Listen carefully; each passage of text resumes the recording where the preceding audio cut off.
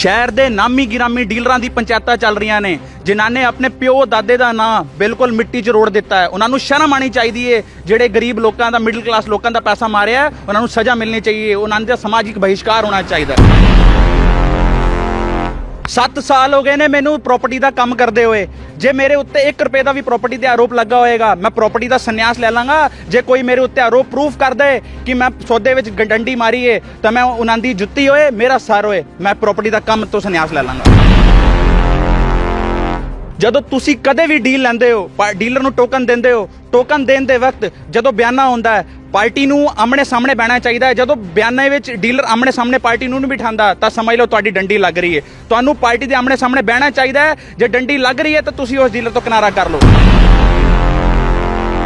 ਜੇ ਤੁਸੀਂ ਪ੍ਰਾਪਰਟੀ ਖਰੀਦ ਰਹੇ ਹੋ ਤੁਹਾਡੇ ਲਈ ਇਹ ਵੀਡੀਓ ਵੇਖਣੀ ਬਹੁਤ ਜ਼ਰੂਰੀ ਹੈ। ਇਸ ਤਰ੍ਹਾਂ ਨਾ ਹੋਏ ਤੁਹਾਨੂੰ ਫਾਇਦਾ ਹੋਣ ਦੀ ਬਜਾਏ ਹੋ ਜਾਏ ਨੁਕਸਾਨ, ਕਿਉਂਕਿ ਸ਼ਹਿਰ ਦੇ ਵਿੱਚ ਐਸੀਆਂ ਪੰਚਾਇਤਾਂ ਚੱਲ ਰਹੀਆਂ ਨੇ ਜਿਹਦੇ ਵਿੱਚ ਡੀਲਰਾਂ ਦੀ ਜਿਹੜੀ ਕਾਰਸਤਾਨੀ ਹੈ ਉਹ ਖੁੱਲ੍ਹ ਕੇ ਸਾਹਮਣੇ ਆ ਚੁੱਕੀ ਹੈ। ਕਿਵੇਂ ਉਹਨਾਂ ਨੇ ਲੋਕਾਂ ਦੇ ਸੌਦਿਆਂ ਦੇ ਵਿੱਚ ਲੱਖਾਂ ਰੁਪਏ ਦਾ ਹੇਰ-ਫੇਰ ਕੀਤਾ ਹੈ।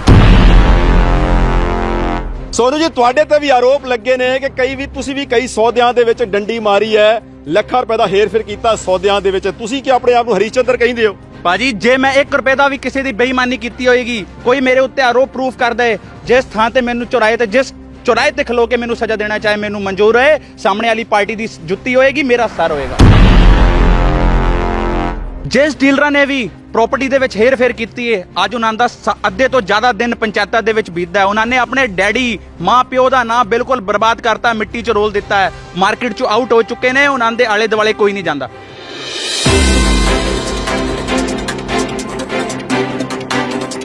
ਹਰਵਿੰਦਰ ਸਿੰਘ ਚਾਵਲਾ ਇੱਕ ਵਾਰ ਫੇਰ ਦੇਸ਼ਾਂ ਵਿਦੇਸ਼ਾਂ ਦੇ ਸਾਰੇ ਦਰਸ਼ਕਾਂ ਦਾ ਸਵਾਗਤ ਕਰਦਾ। ਪਿਆਰੇ ਪ੍ਰਾਪਰਟੀ ਇੱਕ ਇਹੋ ਜੀ ਚੀਜ਼ ਹੈ ਜਿਹਨੂੰ ਹਰ ਕੋਈ ਲੈਣਾ ਪਸੰਦ ਕਰਦਾ ਹੈ ਤੇ ਪ੍ਰਾਪਰਟੀ ਇੱਕ ਇਹੋ ਜੀ ਚੀਜ਼ ਹੈ ਤੁਹਾਨੂੰ ਬਹੁਤ ਜਲਦੀ ਕਰੋੜਪਤੀ ਬਣਾ ਸਕਦੀ ਹੈ।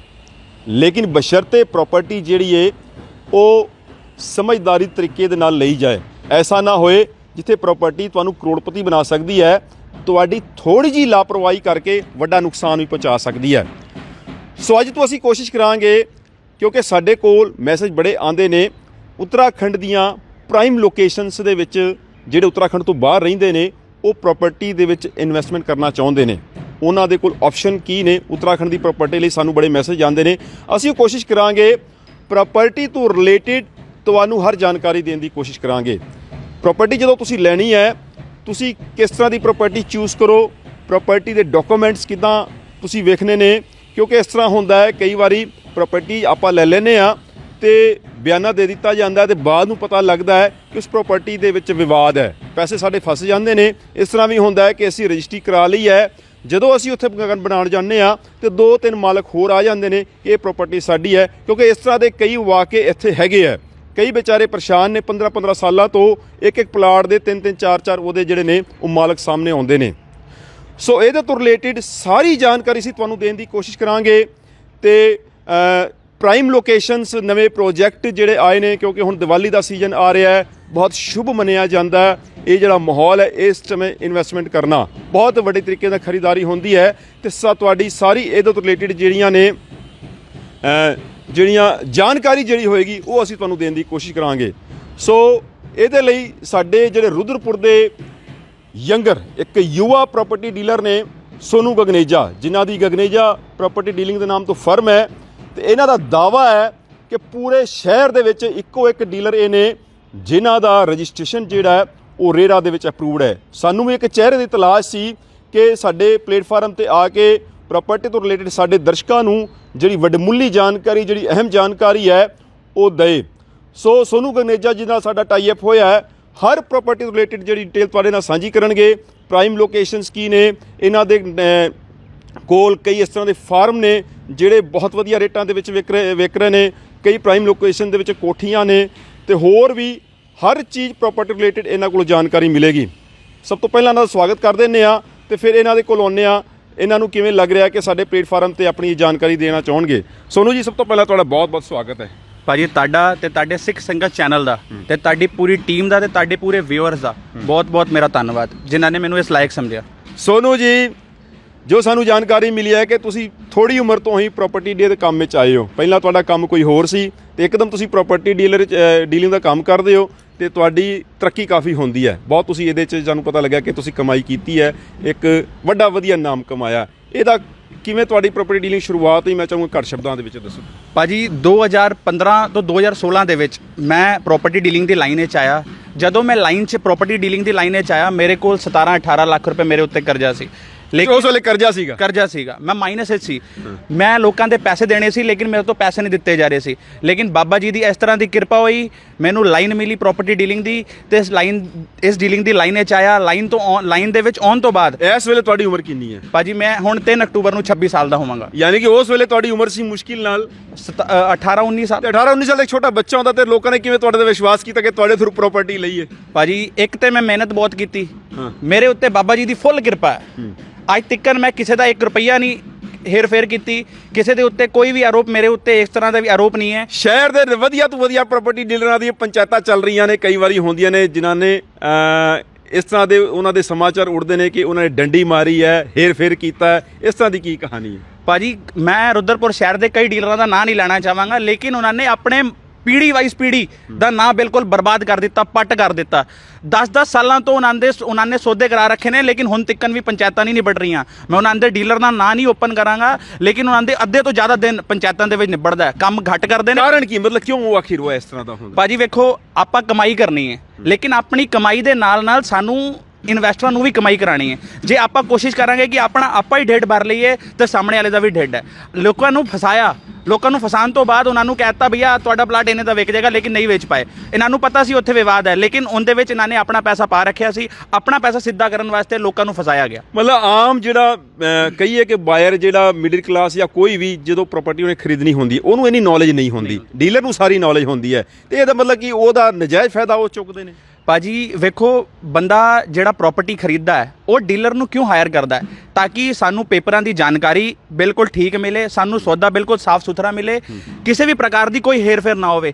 ਲੇਕਿਨ ਕੀ ਹੁੰਦਾ ਹੈ, ਸਾਹਮਣੇ ਵਾਲੀ ਪਾर्टियां भी कई बार इस तरह कह देंगे ने भाई साहब हम आपको 1% कमीशन नहीं देंगे, जबकि डीलर की 1% कमीशन जायज़ है, लेकिन पार्टी डीलर को कमीशन ना देने के चक्कर में अपना नुकसान करा बैठती है। डीलर बीच में से हेरा फेरी कर जाता है। ਯਾਨੀ ਕਿ ਅਗਰ ਕਹੀਏ ਫਿਰ ਕਿਤੇ ਨਾ ਕਿਤੇ ਜਦੋਂ ਉਹ ਕਹਿੰਦੇ ਕਿ ਮੈਂ ਕਮਿਸ਼ਨ ਪੂਰੀ ਦਿੰਦੀ, ਫਿਰ ਉਹਨੂੰ ਦੂਜੇ ਨੂੰ ਮੌਕਾ ਮਿਲ ਜਾਂਦਾ ਡੀਲਰ ਨੂੰ ਕਿ ਇਹਦੇ 'ਚ ਡੰਡੀ ਮਾਰੇ ਜਾਂ ਜਿਸ ਤਰ੍ਹਾਂ ਦਾ ਕਰੇ। ਭਾਜੀ ਦਰਅਸਲ ਹੁੰਦਾ ਕੀ ਹੈ, ਕਿਉਂਕਿ ਬੰਦਾ 50 ਲੱਖ ਦੀ ਪ੍ਰਾਪਰਟੀ ਲੈ ਲਏਗਾ, ਲੇਕਿਨ ਉਹਨੂੰ ਡੀਲਰ ਦੀ 50,000 ਕਮਿਸ਼ਨ ਦੇਣ ਵਾਸਤੇ ਬੜਾ ਦਰਦ ਹੁੰਦਾ ਹੈ। ਉਹ ਸੋਚਦਾ ਸਾਡੇ ਪੈਸੇ ਬਰਬਾਦ ਜਾ ਰਹੇ ਨੇ, ਆਰਾਮ ਦੇ ਜਾ ਰਹੇ ਨੇ, ਲੇਕਿਨ ਉਹਨਾਂ ਨੂੰ ਇਹ ਨਹੀਂ ਪਤਾ ਹੁੰਦਾ ਕਿ ਡੀਲਰ ਨੇ ਸੌਦਾ ਕਰਾਇਆ, ਡੀਲਰ ਦੀ ਪੂਰੀ ਗਾਰੰਟੀ ਹੈ। ਕੱਲ ਨੂੰ ਕੋਈ ਦਿੱਕਤ 19-20 ਹੁੰਦੀ ਹੈ ਤੇ ਡੀਲਰ ਹੀ ਮੈਚਿਓਰ ਕਰਦਾ ਹੈ ਉਹ ਗੱਲ ਨੂੰ, ਲੇਕਿਨ ਪਾਰਟੀਆਂ ਨਹੀਂ ਸਮਝਦੀਆਂ। ਇਸੇ ਲਈ ਡੀਲਰ ਉਹ ਆਪਣਾ ਹਿੱਸਾ ਵਿੱਚ ਕਰ ਲੈਂਦੇ ਨੇ। ਲੇਕਿਨ ਮੈਂ ਤੁਹਾਨੂੰ 2016 ਦੇ ਵਿੱਚ ਪ੍ਰਾਪਰਟੀ ਦੇ ਵਿੱਚ ਆਇਆ, 2016 ਤੋਂ 2022 ਹੋ ਗਏ ਨਾ 7 ਸਾਲ ਦੇ ਅੰਦਰ ਮੇਰੇ ਉੱਤੇ 1 ਰੁਪਏ ਦਾ ਵੀ ਆਰੋਪ ਵਿੱਚ ਕੋਈ ਵਿਵਾਦ ਉੱਠਿਆ ਸੀ ਕਿ ਸੋਨੂ ਗਨੇਜਾ ਦਾ ਵੀ ਨਾਮ ਪ੍ਰਾਪਰਟੀ ਡੀਲਰ ਦੇ ਕੋਈ ਹੇਰ ਫੇਰ ਦਾ? ਨਹੀਂ ਭਾਜੀ, ਜੇ ਅਗਰ ਮੇਰੇ ਉੱਤੇ 1 ਰੁਪਏ ਦਾ ਵੀ ਆਰੋਪ ਲੱਗਾ, ਕੋਈ ਮੈਨੂੰ ਪ੍ਰੂਫ ਸਾਬਿਤ ਕਰ ਦੇ, ਜਿਹੜੀ ਸਜ਼ਾ ਮੈਨੂੰ ਦਿੱਤੀ ਜਾਏਗੀ ਉਹ ਮੈਨੂੰ ਮਨਜ਼ੂਰ ਹੈ। ਮਤਲਬ ਅੱਜ ਤੱਕ ਤੁਸੀਂ ਹੇਰ ਫੇਰ ਨਹੀਂ ਕੀਤਾ? 1 ਰੁਪਏ ਦਾ ਆਰੋਪ। ਸ਼ਹਿਰ ਦੇ ਤਾਂ ਵਧੀਆ ਤੋਂ ਵਧੀਆ ਡੀਲਰਾਂ ਦੀਆਂ ਕਈ ਪੰਚਾਇਤਾਂ ਚੱਲ ਰਹੀਆਂ ਨੇ, ਆਖਿਰ ਉਹ ਫਿਰ ਉਹ ਕਿਵੇਂ ਆ ਜਾਏ? ਭਾਜੀ ਜਿਹੜੇ ਡੀਲਰਾਂ ਦੀ ਪੰਚਾਇਤਾਂ ਚੱਲ ਰਹੀਆਂ ਨੇ ਉਹ ਲੋਕੀ ਵੀ ਜਾਣਦੇ ਨੇ, ਉਹਨਾਂ ਦੇ ਨੇੜੇ ਨਹੀਂ ਜਾਂਦੇ, ਉਹਨਾਂ ਦੇ ਆਫਿਸ 'ਚ ਨਹੀਂ ਵੜਦੇ, ਉਹਨਾਂ ਨੂੰ ਆਪਣੀ ਦੁਕਾਨਾਂ ਤੇ ਨਹੀਂ ਬੁਲਾਉਂਦੇ, ਉਹਨਾਂ ਨੂੰ ਆਪਣੇ ਮਤਲਬ ਪ੍ਰੋਗਰਾਮਾਂ 'ਚ ਨਹੀਂ ਸੱਦਦੇ। ਕਿਉਂ? ਉਹਨਾਂ ਨੇ ਹੇਰ ਫੇਰ ਕੀਤੀ ਹੋਈ ਹੈ, ਉਹਨਾਂ ਦੇ ਆਰੋਪ ਨੇ। ਕਈ ਡੀਲਰ ਰੁਦਰਪੁਰ ਸ਼ਹਿਰ ਦੇ ਇਸ ਤਰ੍ਹਾਂ ਦੇ ਨੇ ਜੇ ਫਸ ਚੁੱਕੇ ਨੇ। 10-10 ਸਾਲਾਂ ਤੋਂ ਉਹਨਾਂ ਦੀਆਂ ਪੰਚਾਇਤਾਂ ਚੱਲ ਰਹੀਆਂ ਨੇ, ਲੇਕਿਨ ਪੰਚਾਇਤਾਂ ਨਿਬੜਨ ਦਾ ਨਾਂ ਨਹੀਂ ਲੈ ਰਹੀਆਂ। 3-4 ਵਾਰੀ ਪਲਾਟ ਵਿਕ ਚੁੱਕੇ ਨੇ, ਉਹਨਾਂ ਦੀਆਂ ਰਜਿਸਟਰੀਆਂ 3-4 ਮਾਲਕਾਂ ਦੇ ਕੋਲ ਨੇ, ਲੇਕਿਨ ਪਲਾਟ ਫਸਾ ਦਿੱਤੇ ਗਏ ਨੇ।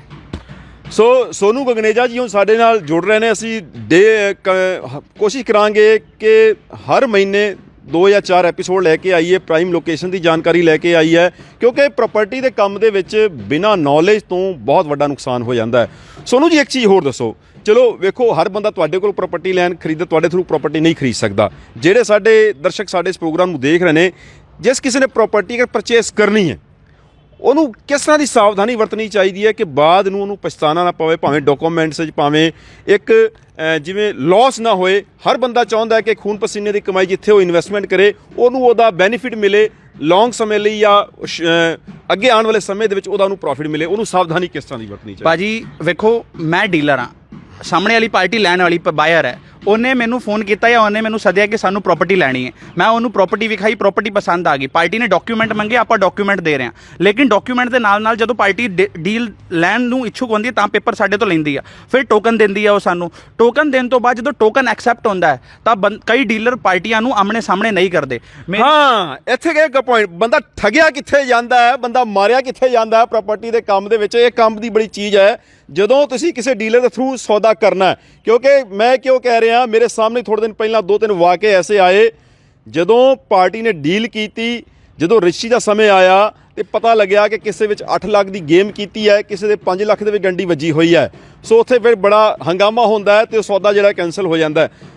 ਕਸਟਮਰ ਨੂੰ ਉਹ ਕਿਵੇਂ ਨਾ ਮਤਲਬ ਠੱਗਿਆ ਨਾ ਜਾਏ, ਇਹਦੇ ਵਿੱਚ ਕਿਵੇਂ ਉਹਨੂੰ ਕੀ ਕਰਨਾ ਚਾਹੀਦਾ? ਭਾਜੀ ਜਦੋਂ ਡੀਲਰ ਨੂੰ ਟੋਕਨ ਦਿੱਤਾ ਜਾਂਦਾ ਹੈ, ਟੋਕਨ ਐਕਸੈਪਟ ਹੋ ਜਾਂਦਾ ਹੈ, ਜਦੋਂ ਬਿਆਨਾ ਹੁੰਦਾ ਹੈ ਪਾਰਟੀ ਨੂੰ ਸਾਹਮਣੇ ਜਾਣਾ ਚਾਹੀਦਾ, ਪਾਰਟੀ ਨੂੰ ਸਾਰੀ ਜਾਣਕਾਰੀ ਲੈਣੀ ਚਾਹੀਦੀ ਹੈ ਕਿ ਸੌਦਾ ਤੁਸੀਂ ਇੰਨੇ ਦਾ ਵੇਚਿਆ ਹੈ, ਕਿ ਕਿੰਨੇ, ਯਾਨੀ ਕਿ ਜਿਹਦੇ ਨਾਮ ਰਜਿਸਟਰੀ ਹੈ ਉਹਨੂੰ ਪਤਾ ਚੱਲਣਾ, ਉਹਦੇ ਨਾਲ ਗੱਲ ਹੋਣੀ ਚਾਹੀਦੀ ਹੈ। ਕਈ ਵਾਰੀ ਹੁੰਦਾ ਕੀ ਹੈ ਕਿ ਕਈ ਵਾਰੀ ਆਪਾਂ ਇਨਵੈਸਟਰ ਨੂੰ ਡੀਲ ਦਿਵਾਉਂਦੇ ਆ, 4 ਮਹੀਨੇ ਦਾ ਟਾਈਮ ਦਵਾਇਆ। ਸਪੋਜ਼ ਕਰੋ 50 ਲੱਖ ਦੀ ਆਪਾਂ ਪ੍ਰਾਪਰਟੀ ਦਵਾਈ, 50 ਲੱਖ ਦੀ ਪ੍ਰਾਪਰਟੀ 'ਚ 10 ਲੱਖ ਬਿਆਨਾ ਹੋ ਗਿਆ, 3-4 ਮਹੀਨੇ ਦਾ ਟਾਈਮ ਹੋ ਗਿਆ। ਹੁੰਦਾ ਕੀ ਆਪਾਂ ਸ਼ਾਰਟ ਟਾਈਮ ਦੇ ਵਿੱਚ ਇਨਵੈਸਟਰ ਨੂੰ ਬਾਹਰ ਕੱਢਣ ਦੀ ਕੋਸ਼ਿਸ਼ ਕਰਨੇ ਆ ਕਿ 50 ਦੀ ਪ੍ਰਾਪਰਟੀ ਤੈਨੂੰ ਦਵਾਈਏ, ਤੈਨੂੰ 55 ਦੀ ਤੈਨੂੰ ਵੇਚ ਦਿੰਦੇ ਆ। ਫਿਰ ਹੁੰਦਾ ਕੀ ਹੈ, ਕਈ ਵਾਰੀ ਹੁੰਦੇ ਤਾਂ ਇਨਵੈਸਟਰ ਜਾਇਜ਼ ਨੇ, ਲੇਕਿਨ ਕਈ ਵਾਰੀ ਕੀ ਹੁੰਦਾ ਡੀਲਰ ਇਸ ਚੀਜ਼ ਦਾ ਨਜਾਇਜ਼ ਫਾਇਦਾ ਚੁੱਕਦੇ ਨੇ। ਦੂਜੇ ਦੇ ਨਾਂ ਤੇ ਸਟੈਂਪ ਪੇਪਰ ਕਰਾ ਕੇ ਪਾਰਟੀ ਸਾਹਮਣੇ ਨਹੀਂ ਆਂਦੀ, ਭਾਈ ਸਾਹਿਬ ਇੱਥੇ ਕੀ ਪ੍ਰਾਪਰਟੀ ਵਿਕੀ ਹੋਈ ਹੈ, ਤੇ 5-5 ਲੱਖ ਦੀ ਡੰਡੀ ਮਾਰ ਜਾਂਦੇ ਨੇ। ਫਿਰ ਕੇਸ ਤਾਂ ਖੁੱਲਦੇ ਨੇ ਜਦੋਂ ਕਈ ਵਾਰੀ ਸੌਦੇ ਵਿੱਚ ਡਿਸਪਿਊਟ ਹੁੰਦਾ ਹੈ। ਸਪੋਜ਼ ਕਰੋ ਦਾਖਲ ਖਾਰਜ ਆਨਲਾਈਨ ਨਹੀਂ ਚੜੀ, ਦਾਖਲ ਖਾਰਜ R6 ਨਹੀਂ ਹੋਈ, ਦਾਖਲ ਖਾਰਜ ਪਾਰਟੀ ਦੇ ਨਾਂ ਤੇ ਨਹੀਂ ਹੈ। ਜਦੋਂ ਪਾਰਟੀਆਂ ਦੀ ਆਮਣੇ ਸਾਹਮਣੇ ਮੀਟ ਹੁੰਦੀ ਹੈ ਤਾਂ ਪਤਾ ਚੱਲਦਾ ਹੈ ਕਿ ਸਾਡੇ ਡੀਲਰ ਨੇ 5 ਲੱਖ ਤੋਂ 10 ਲੱਖ ਰੁਪਏ ਦੀ ਡੰਡੀ ਮਾਰ ਲਈ ਹੈ। ਤੇ ਉਹਦੇ ਨਾਲ ਡੰਡੀ ਨਾ ਵੱਜੇ, ਜਿਹੜਾ ਨੁਕਸਾਨ ਹੈ ਉਹਦੇ ਲਈ ਕੀ ਸਾਵਧਾਨੀ, ਕੀ ਸੁਜੈਸਟ ਕਰਨਾ ਚਾਹੋਗੇ? ਭਾਜੀ ਸਭ ਤੋਂ ਪਹਿਲਾਂ ਮੇਰੀ ਇੱਕ ਹੀ ਰਿਕੁਐਸਟ ਹੈ, ਜਦੋਂ ਵੀ ਪਾਰਟੀ ਡੀਲ ਲੈਂਦੀ ਹੈ ਡੀਲਰ ਤੋਂ, ਉਹਨੂੰ ਸਿੱਧਾ ਪਾਰਟੀ ਦੇ ਸਾਹਮਣੇ ਜਾ ਕੇ ਡੀਲ ਲੈਣੀ ਚਾਹੀਦੀ ਹੈ। ਬ੍ਰੋਕਰ ਨੂੰ ਸਿਰਫ 1% ਕਮਿਸ਼ਨ ਦਿਓ। ਬ੍ਰੋਕਰ ਗਲਤ ਕੰਮ ਨਹੀਂ ਕਰੇਗਾ। ਜੇ ਬ੍ਰੋਕਰ ਗਲਤ ਕੰਮ ਕਰਦਾ ਹੈ ਤੇ ਉਹਨੂੰ ਸਮਾਜ ਦੇ ਵਿੱਚ ਨੰਗਾ ਕਰਨਾ ਚਾਹੀਦਾ। ਇਹ ਪਤਾ ਕਿਵੇਂ ਲੱਗੇਗਾ ਕਿ ਬ੍ਰੋਕਰ ਠੀਕ ਹੈ, ਬ੍ਰੋਕਰ ਗਲਤ ਹੈ? ਹੁਣ ਮੰਨ ਲਓ ਰੁੱਧਪੁਰ ਦੇ ਵਿੱਚ ਮੰਨ ਲਓ ਤੁਹਾਡੇ ਤੇ ਤਾਂ ਇਲਜ਼ਾਮ ਨਹੀਂ ਹੈ, ਤੁਸੀਂ ਕਹਿੰਦੇ ਹੋ ਕਿ ਤੁਹਾਡੇ 7 ਸਾਲ ਦੇ ਕੈਰੀਅਰ ਦੇ ਵਿੱਚ ਤੁਸੀਂ ਦਾਅਵਾ ਕਰਦੇ ਹੋ ਕਿ ਤੁਹਾਡੇ ਤੇ ਕੋਈ ਵੀ ਠੱਗੀ ਦਾ ਕੇਸ ਨਹੀਂ ਹੈ, ਕੋਈ ਵੀ ਆਰੋਪ ਨਹੀਂ ਲੱਗਾ। ਹੁਣ ਉਹ ਜਿਹੜੀ ਪਾਰਟੀ, ਉਹਨੂੰ ਪਤਾ ਕਿਵੇਂ ਲੱਗੇ ਕਿ ਬ੍ਰੋਕਰ ਠੀਕ ਹੈ ਗਲਤ ਹੈ? ਕਿਹੜੇ ਉਹਨੂੰ ਕੀ ਸੁਜੈਸਟ ਕਰਨਾ? ਪਾਰਟੀਆਂ ਨੂੰ ਫੀਡਬੈਕ ਲੈਣਾ ਚਾਹੀਦਾ ਹੈ, ਡੀਲਰ ਦਾ ਬੈਕਗਰਾਉਂਡ ਜਾਨਣਾ ਚਾਹੀਦਾ ਹੈ ਕਿ ਡੀਲਰ ਕਿਸ ਤਰ੍ਹਾਂ ਦਾ ਹੈ। ਡੀਲਰ ਕਈ ਇਸ ਤਰ੍ਹਾਂ ਦਾ ਤਾਂ ਨਹੀਂ ਹੈ ਸਾਡੇ ਨਾਲ ਫਰਾਡ ਹੋ ਜਾਏ। ਡੀਲਰ ਦੀ ਪੂਰੀ ਬੈਕਗਰਾਉਂਡ, ਉਹਦੀ ਜਾਣਕਾਰੀ ਲੈਣੀ ਚਾਹੀਦੀ ਹੈ। ਉਹਨੂੰ ਪਤਾ ਕਰਨਾ ਚਾਹੀਦਾ ਬਾਜ਼ਾਰ 'ਚੋਂ ਕਿ ਇਹ ਡੀਲਰ ਇਮਾਨਦਾਰ ਹੈ ਜਾਂ ਫਰਾਡ ਹੈ ਜਾਂ ਇਹਦੇ ਉੱਤੇ ਕਿਸੇ ਵੀ ਤਰੀਕੇ ਦਾ ਇਲਜ਼ਾਮ ਨਹੀਂ ਹੈ, ਤਾਂ ਪਾਰਟੀ ਨੂੰ ਉਹਦੇ ਥਰੂ ਡੀਲ ਲੈਣੀ ਚਾਹੀਦੀ ਹੈ। ਸੋ ਬਹੁਤ ਬਹੁਤ ਧੰਨਵਾਦ। ਸੋ ਸੋਨੂ ਗੁਗਨੇਜਾ ਜੀ ਨੇ ਬਹੁਤ ਅਹਿਮ ਜਾਣਕਾਰੀ ਦਿੱਤੀ ਹੈ, ਕਿਉਂਕਿ ਪ੍ਰਾਪਰਟੀ ਇੱਕ ਐਸੀ ਚੀਜ਼ ਹੈ ਕਿ ਸਾਡੇ ਦੇਸ਼ ਦਾ ਹਰ ਜਿਹੜੀ ਫੈਮਿਲੀ, ਹਰ ਪਰਿਵਾਰ ਹੈ, ਉਹ ਕਿਤੇ ਨਾ ਕਿਤੇ ਪ੍ਰਾਪਰਟੀ ਖਰੀਦਦਾ ਹੈ, ਲੇਕਿਨ ਨੌਲੇਜ ਨਾ ਹੋਣ ਕਰਕੇ ਪ੍ਰੋਫਿਟ ਹੋਣ ਦੀ ਬਜਾਏ ਹੋ ਜਾਂਦਾ ਹੈ ਨੁਕਸਾਨ। ਸੋ ਇਸ ਤੋਂ ਰਿਲੇਟਡ ਹੋਰ ਵੀ ਅਸੀਂ ਬਹੁਤ ਜਾਣਕਾਰੀ ਤੁਹਾਡੇ ਸਾਹਮਣੇ ਲੈ ਕੇ ਹਾਜ਼ਰ ਹੋਵਾਂਗੇ।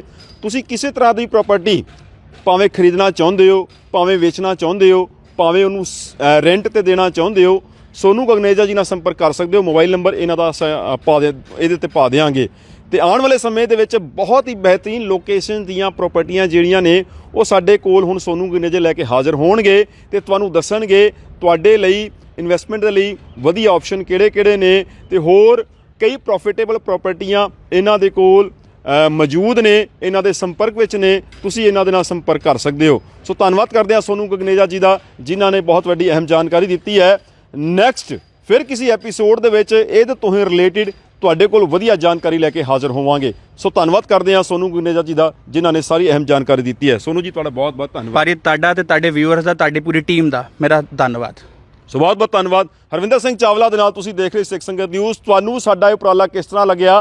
ਤੁਸੀਂ ਕਿਸ ਤਰ੍ਹਾਂ ਦੀ ਪ੍ਰਾਪਰਟੀ ਦੀ ਜਾਣਕਾਰੀ ਚਾਹੁੰਦੇ ਹੋ? ਕਮੈਂਟ ਬਾਕਸ ਦੇ ਵਿੱਚ ਕਮੈਂਟ ਜ਼ਰੂਰ ਕਰ ਸਕਦੇ ਹੋ। ਧੰਨਵਾਦ ਜੀ।